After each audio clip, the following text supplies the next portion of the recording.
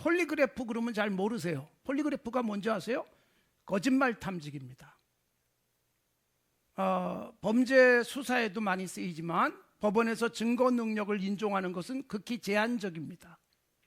이 폴리그래프는 신문을 하면서 혈압, 맥박, 그리고 또 그 손에서 땀 나는 것까지, 호흡까지 다 신체적인 리듬을 캐치해서 거짓말을 하면 이 심장박동이 빨라지거든요. 그런 것들을 통해서 거짓말인지 진실인지 파악해내는 기계입니다. 상당히 오랫동안 이런 거짓말 탐지기들은 현대적 거짓말 탐지기가 아니지만 조금 비과학적인데, 생쌀을 씹게 해가지고 쌀에 침이 많이 묻어 나오면 거짓말로 여겼어요.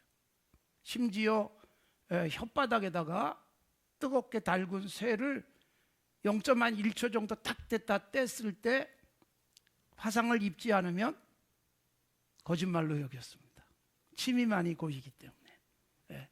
근데 이건 뭐 과학적이지 않은 거니까. 그러나 현실적으로 아주 과학적인 기계가 만들어졌지요. 그러니까 무슨 얘기냐 하면, 거짓말을 한다는 것, 죄를 지을 때는 우리의 신체적 반응도 있어요. 불안하단 말이에요. 요셉 이야기를 지금 하고 있습니다만, 요셉의 형들, 동생을 팔아버리고 들키지 않았어요. 아버지에게 전혀 들키지 않았어요. 그러나 중요한 순간만 되면 불안한 거예요. 죄 짓고 살 수 없다는 걸 우리에게 보여주는 거예요. 세상에는 두 가지 죄가 있어요. 하나는 뭐예요?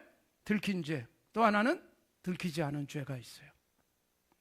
들킨 죄는 어차피 뭐 들켰으니까. 그러나 들키지 않고 살아가는 것은 행복한 게 아니에요.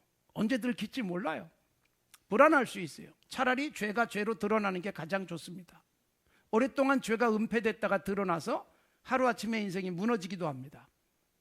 죄 짓고 살 수 없다. 오늘 제목을 그렇게 제가 잡은 것은, 죄를 지은 형들은요 50장까지 불안해요. 창세기가 끝날 때까지. 요셉이 아무런 복수도 하지 않는데 불안해요. 우리가 그 부분을 살펴보도록 하겠습니다. 자, 요셉의 꿈이 이루어지죠. 그리고 요셉은 애굽의 총리가 됐고 7년 풍년, 그리고 7년 흉년이 이어지면서 형들이 양식을 사기 위해서 이집트까지 오게 됐습니다. 요셉의 37장의 꿈대로 형들이 그 앞에 엎드립니다. 주여. 그리고 엎드립니다. 꿈이 현실화된 것입니다. 요셉은 그 꿈을 생각하면서 이런 날이 왔구나 그랬을 겁니다. 형들은 설마 요셉일 것이다 꿈에도 생각하지 못했어요. 그야말로 1도 생각하지 못했어요. 그런데 여러분, 그 요셉이 형들을 보고 압박을 합니다. 자, 말씀드렸듯이 형들에게 자기가 요셉임을 밝히지 않는 이유는 형들로 하여금 죄를 깨달을 수 있는 시간을 준 거예요. 아마 풍년, 흉년 이게 이어지지 않았으면 요셉이 아버지를 찾아갔겠죠. 그러나 이런 기간 주어지면서 형들이 찾아오고 아버지도 만나게 되는 것인데, 형들 앞에서 요셉은 엄한 소리로 다그칩니다. 그러면서 너희들이 이 이집트 땅을 정탐하러 온 자들이지. 그러고서 압박을 했어요. 그러자 형들이 어떻게 해요? 자기들은 정탐이 아닙니다. 그러면서 자기들의 모든 사정을 다 털어놓는 거예요. 12형제가 있었는데 집에 한 명 남아있고, 그리고 또 한 명은 없어졌는데, 그러면서 자기들의 얘기를 하지요. 그러자 요셉이 어떻게 합니까? 집에 남겨뒀다고 하는 베냐민을 데려오면 믿어줄게 라고 합니다. 3일 동안 감옥에 가뒀다가 3일째 되는 날 풀어내고 시므온을 인질로 잡고 갔다 오라고 말합니다. 시므온은 인질로 잡히고, 그리고 9명이 집에 가서 베냐민을 데려와야 되는 상황이 됐어요. 그런데 여러분, 이런 과정 속에서 형들은 어때요? 우리가 그때 요셉이, 우리 동생이 그렇게 애걸할 때 못된 짓 해서 이런 일을 겪는 거야. 계속 죄책감을 가져요. 여러분, 죄 짓고 살 수 없는 이유가 뭐냐 하면 연관이 되지 않아도 문제만 생겨도 불안하고 죄가 떠오르는 거예요. 전혀 연관되지 않았는데도 죄가 떠오르면서 불편할 수 있어요. 그래서 우리는 죄 짓지 않고 살기 위해서 노력을 하셔야 합니다. 요셉은 형들을 압박하지만 형들에게 복수하겠다는 생각은 전혀 없었잖아요. 오히려 형들을 책임지고 형들의 자식들까지 다 먹이겠다는 다짐을 50장에서 하기도 합니다. 형들을 잠시 압박하는 동안에 형제들에 대한 사랑이 요셉에게서 막 끌어올라와요. 그래서 잠깐 형들을 피해서 혼자 가서 울다가 들어오기도 합니다. 그러니까 요셉의 따뜻한 마음, 얼마나 우리에게 아름답게 느껴지는지 몰라요. 살아가면서 여러분 따뜻하게 웃으면서 손잡아주고 얼싸 안아줄 수 있고 격려할 수 있다는 건 얼마나 좋은 관계인지 몰라요. 그럼에도 불구하고 형들은 그 동생을 이렇게 괴롭히고 팔아버리고 얼마나 힘들고 어려웠겠습니까? 그러나 요셉은 한이 남지 않았겠어요? 형들이 나를 팔아버린 것에 대한 한. 아울러 여러분, 보디발의 집에서 노예로 살다가 보디발의 아내에게 누명을 뒤집어 쓴 채 감옥에 들어갔을 때도 얼마나 한이 남았겠어요? 그런데 여러분, 요셉은 전혀 복수하거나 보디발의 아내를 찾아내서 그에게 어떤 벌을 주거나 하는 일이 기록 자체가 없어요. 왜 그럴까요? 자기에게 해를 끼친 사람들에 대한 처벌, 그것에 대한 조치는 누구에게 맡기는 것이 가장 좋아요? 하나님께 맡기는 거예요. 하나님은 우리가 직접 칼을 들기를 원하지 않습니다. 복수는 하나님의 몫이다. 그래서 그것은 하나님께 맡기고 나는 어떻게 하면 돼요? 사랑하고 껴안아주고 위로하고 용서하는 것. 이게 우리 그리스도인의 삶이에요. 우리들에게 주신 사람은 사랑할 대상이에요. 어떤 사람이든 계산의 대상이 아니에요. 이 사람은 계산해서 저 사람을 계산해서 이만큼 사랑해주고 이만큼 미워하고, 그건 우리들의 몫이 아니란 말이에요. 하나님이 내 옆에 주신 모든 사람은 사랑할 대상. 교회 생활하면서 마찬가지예요. 사랑할 분들이에요. 서로 사랑하시고 격려하시고 위로하십시오. 누가 나에게 불편하게 해줬어도 웃어주시고, 누가 나를 해롭게 했어도 그냥 기도하면서 하나님께 맡기세요. 우리의 몫은 사랑, 우리의 몫은 용서. 여러분, 살아가면서 용서할 수 있는 위치에 선다는 것은 복이에요.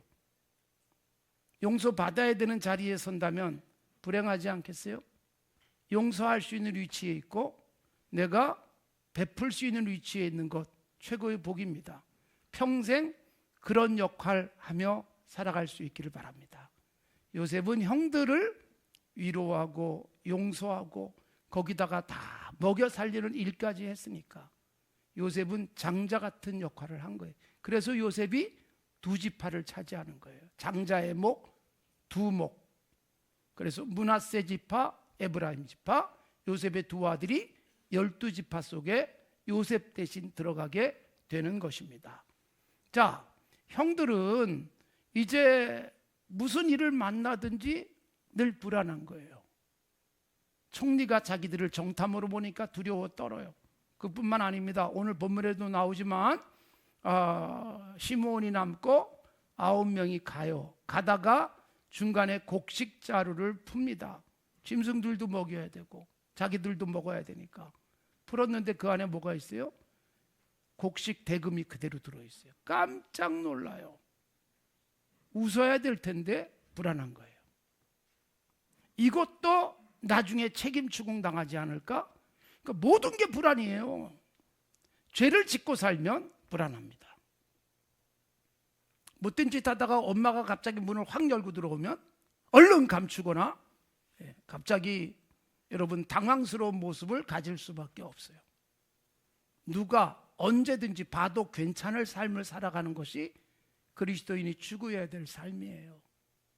들켜도 괜찮을 삶, 모두가 보면 더 행복할 수 있는 삶. 아, 이거 누가 봤으면 좋겠다 싶은 착한 일을 할 때가 있잖아요. 근데 그때는 꼭 안 보고, 예, 그런 건 안 들키고, 예, 못된 짓 할 때 들키는 경우가 있어요. 그러니까 우리는 뭐예요? 모든 것 다 드러나도 괜찮을 수 있는 삶. 쇼윈도에 들어있는 것 같은, 다 보는데 아무렇지도 않을 수 있는 그런 삶이 되면 얼마나 좋겠어요. 형들은 정말 불안했습니다. 과거에 못된 일이 기억나는 거예요. 그래서 오늘도 21절에 보면 요셉은 지금 다 알아듣고 있는데 이집트 총리니까 못 알아들을 줄 알고 자기들끼리 얘기하잖아요. 와, 우리가 요셉 때문에 죄를 지었지 않니? 그때 요셉이 애걸할 때 우리가 못된 짓 해서 이런 일을 겪는 것 같아. 그렇게 서로 얘기하는 거예요. 그러니까 죄 짓고 못 사는 거예요. 계속 불안한 거예요. 계속 어려운 거예요. 사랑하는 성도 여러분, 그래서 우리가 어떤 어려움을 겪어도 어떤 문제를 만나도 죄책감이 아니라 하나님이 어떻게 하실지 막 기대되는 삶이 복된 삶이에요. 착하게 살아도 시련이 오니까 와, 이 시련 끝에 하나님이 뭘 주시려고 하나? 이런 기대를 해야지. 아, 과거에 내 죄 허물이 떠올라서 그때 내가 그렇게 해서 이런 일을 겪나 봐. 이건 여러분 매우 불편한 삶이잖아요. 아울러 여러분, 살아가다가 어려움을 만나면 나를 돌아보는 것도 복 있는 사람들의 모습이에요. 어려움을 겪어도 돌아보지 못하는 것은 소망 없는 사람입니다. 자, 형들은 생각지도 못했던 상황, 생각지도 못했던 문제를 만나니까 과거에 자기들의 죄를 떠올린 거예요. 죄 짓고 살 수가 없습니다. 형들은 계속해서 이런 죄책감을 갖죠. 거기다가 여러분, 형에 대한 동생의 배려, 여기서도 이들은 굉장히 어려워하고 불편해하고, 나중에 아주 클라이막스가 뭐예요? 45장 드디어 알았어요. 우리 앞에 있는 이집트의 총리 요셉이 누군지, 자기들이 팔아버린 동생이라는 걸 알았을 때 이들은 경기를 합니다. 얼마나 충격이었겠어요. 그런데 그 충격 속에 뭐가 있어요? 자기들의 죄에 대한 처벌을 받을 것.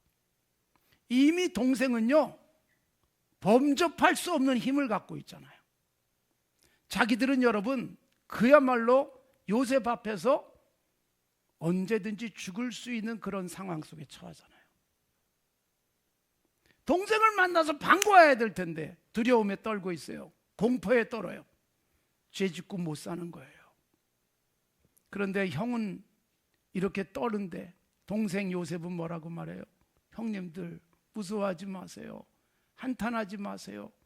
형님들이 나를 보낸 게 아니라 하나님께서 많은 생명을 살리기 위해서 여기 보낸 겁니다. 이게 쇼가 아니에요. 처음부터 끝까지 그런 태도. 50장까지 그런 태도. 50장에 가면 아버지가 죽어요. 147살에 야곱이 세상을 떠나요. 여러분, 형들은 그동안은 동생이 아버지가 살아있으니까 우리들에게 복수 안 했을 거야, 이런 생각을 해요. 아버지가 죽고 나니까 이제 큰일 났다. 아버지마저 갔으니 우리는 이제 죽은 목숨이야. 자기들끼리 회의를 하고 요셉에게 찾아와요. 그리고 분명히 이건 거짓말일 거예요. 유언을 조작합니다. 총리 앞에 엎드려서 우리 아버지가 세상 떠나기 전에 우리에게 이렇게 말했습니다. 요셉에게 말하라고, 형들이 잘못했지만 다 용서해 주라고 그랬다고. 50장에 그렇게 말해요. 여러분, 요셉이 너무 안쓰러운 거예요. 너무 측은한 거예요. 그래서 요셉이 형들을 어떻게 해요? 위로해 줘요. 걱정하지 마세요. 한순간도 그런 생각 없어요. 내가 형님들과 형님들의 자녀들까지 책임지겠습니다.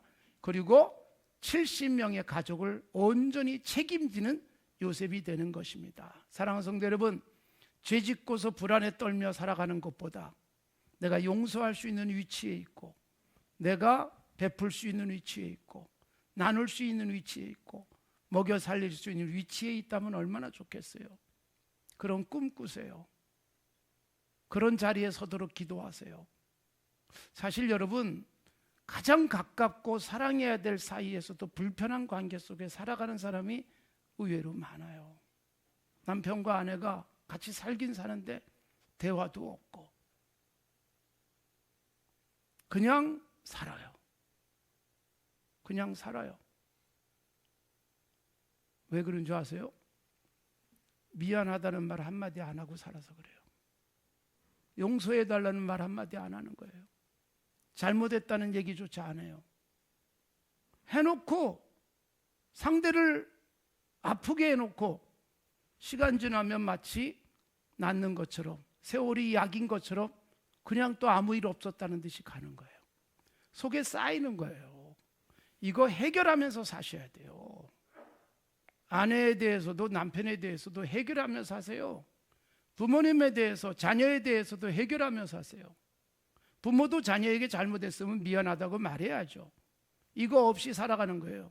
특히 권위적인 가정 분위기 속에서 우리는 그게 마치 당연한 것처럼 생각하는 거예요. 미안하다고 말할 수 있고, 내가 당신에게 정말 잘못했다고 말할 수 있고, 내 용서를 구하며 살아갈 수 있는 삶, 이거 필요한 부분이에요. 가장 가까운 사람 사이에 가장 큰 상처를 갖고 살아갈 수 있어요. 예수 믿고 신앙생활하면서 뭐 같은 교회 다니는데 뭐 그러고서 뭉개지 마세요. 해결하세요. 지불하셔야 돼요. 그거 안 하면 하나님께서도 해결 안 해준다라고 말해요. 우리는 여러분, 하나님께 나 회개했어요. 안 돼요. 땅에서 풀지 않으면 하늘에서도 풀리지 않습니다. 땅에서 매여 있는데 하늘에서 매일 수밖에 없어요. 그래서 사람과 사람 사이 용서 얼마나 중요한지 아세요? 예배를 하려고 나왔다가 누군가에게 원망 들을 만한 일이 생각나면 예물을 그냥 두고 가서 형제하고 화해부터 하고 와야지 예배를 받겠다. 예수님이 산상설교에서 하신 말씀이에요. 여러분, 해결하지 않고 가려고 하지 마십시오. 굉장히 중요한 것입니다. 사람과의 문제를 풀어야 돼요. 사람과의 문제를 푸는 것. 욥기에 보면 욥의 세 친구들이 욥을 찾아와서 위로한다고 하다가 욥을 괴롭혀요. 잡스 컴포터, 욥의 위로자. 아예 관용구로 돼 있어요. 영어 사전에. 이게 뭔지 아세요? 위로자인데 위로하는 척하면서 괴롭히는 사람들이에요. 위로하는 척하면서 너무 힘들게 만드는 사람들. 이게 욥의 위로자예요. 욥의 시험이 다 끝난 다음에 하나님이 개입하시잖아요. 욥의 친구들이 욥 앞에 먼저 용서받아라. 하나님이 그렇게 말씀하세요. 42장에 보면 욥에게 사죄를 먼저 하는 거예요.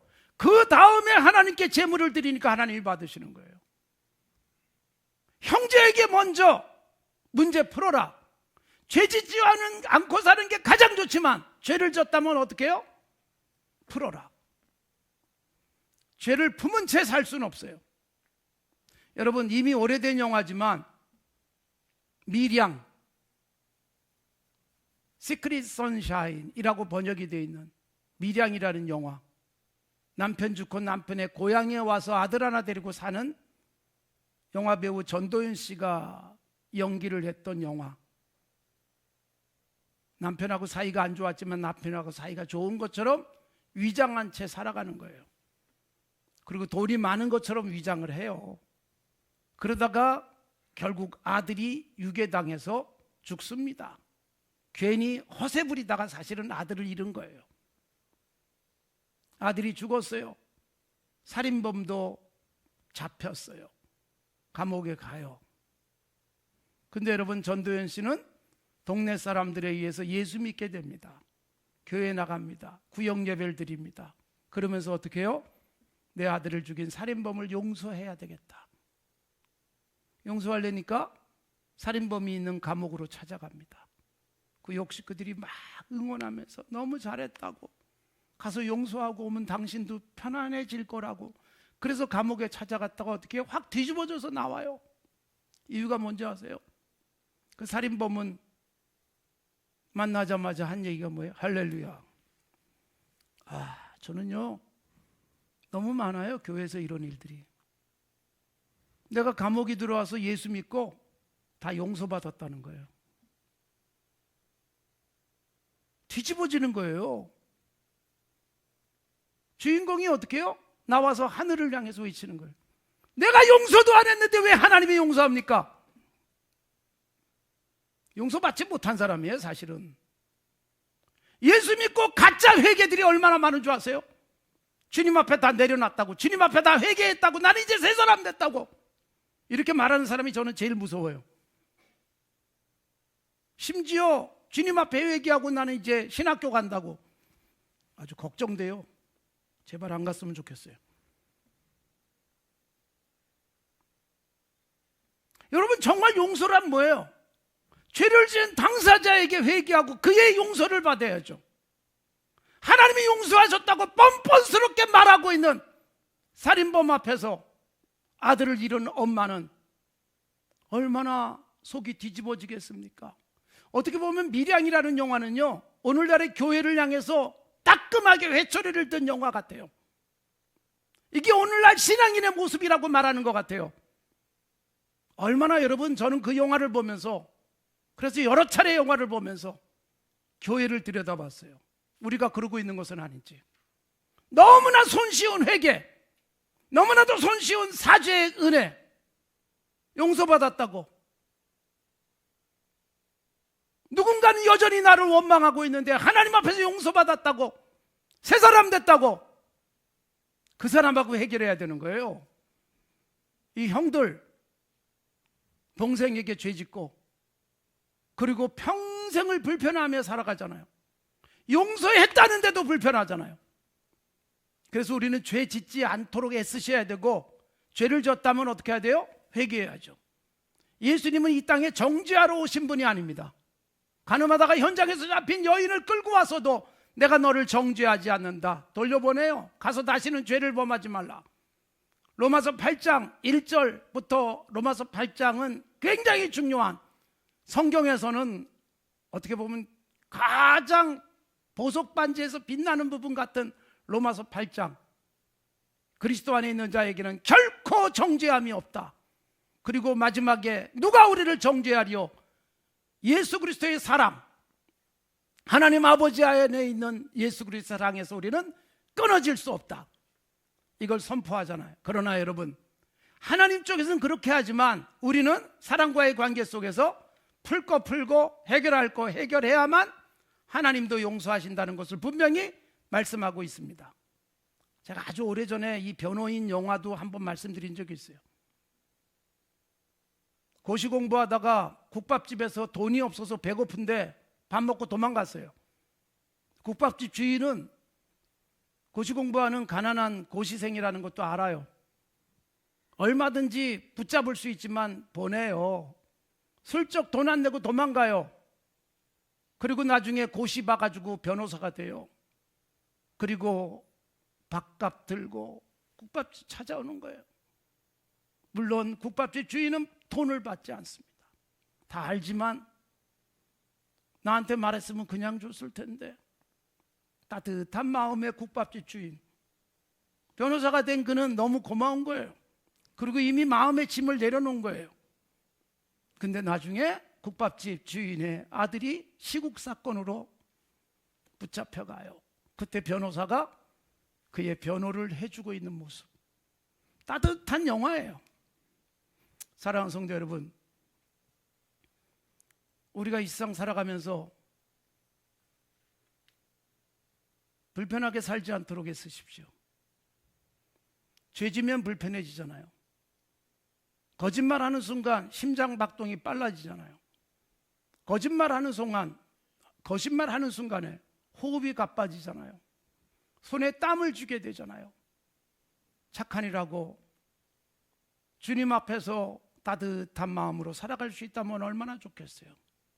그래서 예수 믿는 우리들, 여러분, 죄 짓고 살 수 없다, 죄 짓지 않기 위해서 애쓸 뿐만 아니라 그러므로 죄를 지면 바로 해결해야죠.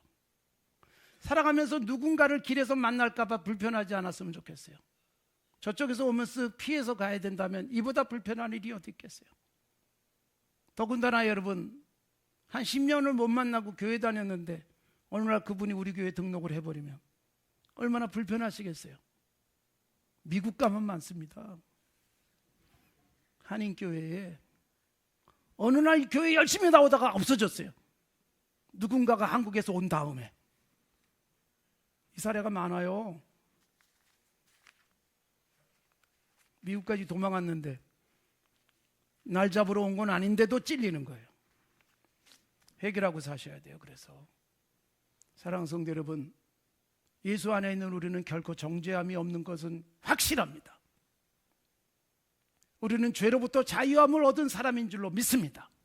예수님이 이미 우리의 과거의 죄, 오늘의 죄, 미래의 죄까지 십자가에서 다 용서하신 줄로 믿습니다. 그러나 사람과 불편하게 살지 않도록 행복하셨으면 좋겠어요. 교회 생활하면서 가까이 지내는 우리들끼리 행복하십시오. 어린아이들은요, 싸우고도 금방 또 친해져요. 떡볶이 먹으면서 또 놀러 가고. 어른들은 그게 잘 안 돼요. 어른들은 치고받고 싸우고 뭐 그런 일은 잘 안 하는데, 아이들은 치고받고 싸워서도 화해가 되는데, 어른들은 말 한마디를 가지고 평생 등지고 살아갈 수 있어요. 그래서 여러분, 그 불편함을 없애야 돼요. 내가 당신에게 불편함을 줬다면 용서를 구하고 그리고 풀고 살아야죠. 그리고 내가 용서할 수 있다면 행복한 거고, 내가 용서를 빌고 그리고 자유로워진 것이 즐거울 수 있는 삶이 되어야 되지 않겠어요? 더 나아가 사랑하는 성도 여러분, 우리들이 이 땅 사는 동안에 누군가에게 용서 빌어야 되는 삶이라면 안타깝지 않겠어요? 누군가가 내게 고마워할 수 있는 삶을 삽시다. 하나님이 기억하세요. 냉수 한 그릇만 줘도 하나님이 상 주시겠다. 마태복음 10장에서 말씀하신 거 아니에요? 우리가 여러분 선한 일 해가지고 누군가를 볼 때마다 미안함 속에 살아가기보다는 그 사람이 나를 볼 때마다 고마워한다면 이보다 행복한 일이 어디 있겠습니까? 교회 생활하시면서, 신앙생활하면서 누군가가 나를 늘 고마워한다면, 내 일터에서 누군가가 나를 늘 고마워한다면, 내가 초보 신입사원일 때 나를 그렇게 따뜻하게 해줘서 우리 부장님 너무 감사해요, 과장님 너무너무 고마워요. 그런데 나중에 알고 보니까 산조교회 다니는 분이더라. 교회 다니면 저렇게 되나 보다. 그렇다면 얼마나 좋겠어요. 사랑하는 성도 여러분, 누군가에게 미안해하고 살고 누군가에게 죄를 해결하고 살아야 되는데 불편하게 가슴에 담고 살지 마십시오. 아울러 누군가가 나를 고마워할 수 있는 삶을 살아가기 위해서, 누군가의 머릿속에 좋은 추억 만들어주기 위해서 애쓰며 살아갔으면 좋겠습니다. 그러면 주님도 나에 대한 좋은 기억을 하고 계실 거예요. 그래, 잘 살았다. 우리가 이 땅 떠났을 때 주님이 기쁘게 맞아주시면서 너 참 잘했다, 넌 내게 좋은 기억을 남겨주었다, 그러실 수 있다면 얼마나 좋겠어요. 내가 세상 떠나는 날 내 옆에 와서 나와 작별하는 분들이 나를 향해서 그동안 내 곁에 있어 주셔서 고맙습니다, 당신이 내 친구였던 것이 너무 고맙습니다, 당신이 나와 같은 교회 다닌 게 너무나도 감사합니다 라고 인사하는 사람이 많다면 얼마나 좋겠어요. 하나님 앞에서 우리의 삶, 오늘도 불편하게 살지 않도록 건강한 우리의 삶을 갖고 갑시다. 해결할 거 그날 해결하십시오. 그래서 바울 사도는 우리에게 뭐라고 말해요? 우리의 마음속에 있는 이런 불편한 마음 해가 지도록 계속 갖고 가지 말자. 그날 해결하자 그랬어요. 오늘 해결하면 내일 눈 뜨고 그 사람 보기가 편안해지는 것입니다. 죄 짓고 살 수 없습니다. 그러나 죄를 지었을 때 해결하면 깨끗해집니다. 하나님의 용서는 뭐예요? 기억도 안 하신다. 우리도 좋은 기억만 서로 하며 살아갈 수 있도록 따뜻하게 오늘도 살아갈 수 있길 바랍니다. 하나님 아버지 감사합니다.